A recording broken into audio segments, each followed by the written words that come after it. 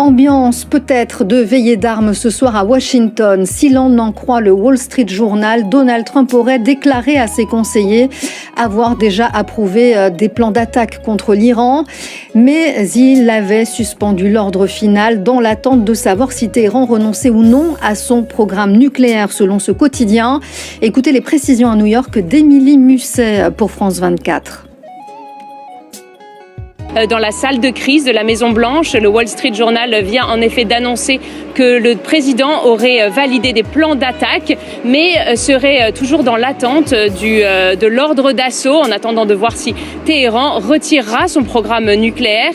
Plus tôt dans la journée, Donald Trump avait affirmé s'il faut faire le choix entre se battre et les laisser obtenir l'arme nucléaire, il faut faire ce qu'il y a à faire.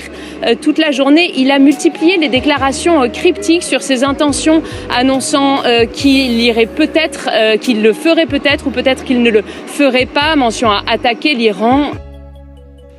Donald Trump, lui, n'a pas pris de décision finale. Écoutez. J'ai des idées sur ce qu'il faut faire, mais je n'ai pas encore pris de décision finale. Vous savez, parce que les choses changent.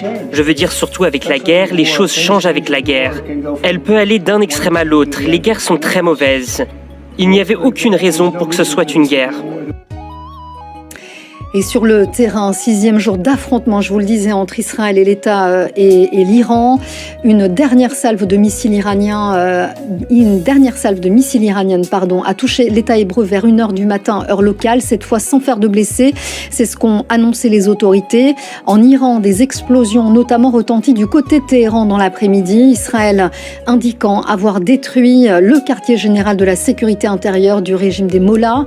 L'ayatollah Khamenei a lui pris la parole à la télévision pour avertir les États-Unis, je cite, de dommages irréparables s'ils intervenaient militairement. Le guide suprême qui affirme que son pays ne se rendra jamais face à Israël. Alexandra Quarini.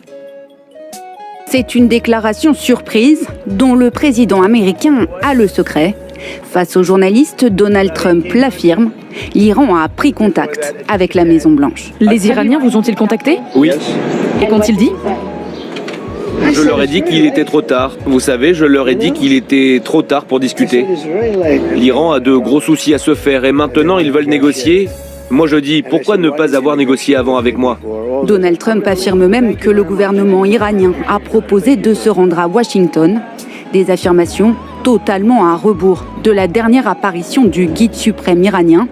Quelques heures plus tôt seulement, dans cette vidéo, Ali Khamenei, qui ne s'était pas exprimé depuis le début du conflit vendredi dernier, promet des dommages irréparables si les États-Unis interviennent militairement. La nation iranienne s'oppose fermement à une guerre imposée, tout comme elle s'opposera fermement à une paix imposée. Cette nation ne se rendra jamais. Une réponse à la capitulation sans condition, enjointe mardi par Donald Trump. Une demande inacceptable pour l'ayatollah Ali Khamenei. À la tête de l'Iran depuis 1989, il le sait, l'État hébreu cherche à l'éliminer. Israël, qui indique mercredi matin avoir détecté des missiles se dirigeant vers son territoire. Plusieurs d'entre eux n'ont pas pu être interceptés. Une alerte aérienne a été émise avant d'être levée à la mi-journée par l'armée israélienne qui, image à l'appui, affirme avoir frappé un site de production de centrifugeuses.